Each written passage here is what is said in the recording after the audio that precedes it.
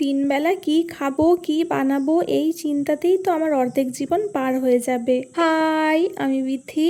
আজকে ডিনারের জন্য একটা হেলদি অ্যান্ড টেস্টি কিছু বানাচ্ছি। ওই 2 চামচ মতো ওটস নিয়েছি, ওটাকেই শুকনো খোলায় ভেজে গুঁড়িয়ে নিয়েছি।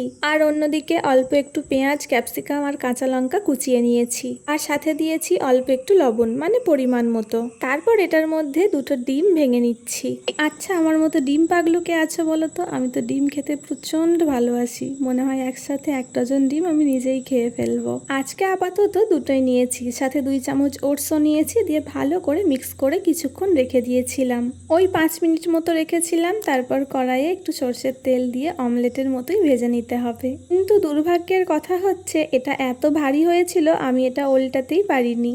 দেখতেই তো পেলে, যা তো অবস্থা হয়ে গিয়েছিল। যাই হোক, আমি যেহেতু নিজেই খাবো, খাওয়ার মতো হলেই হবে। একটু ছিঁড়ে ফেটে গিয়েছিল ঠিকই, কিন্তু খেতে খুব ভালো হয়েছিল। তোমরা অবশ্যই একদিন খেয়ে আমাকে জানিও তোমাদের কেমন লাগলো।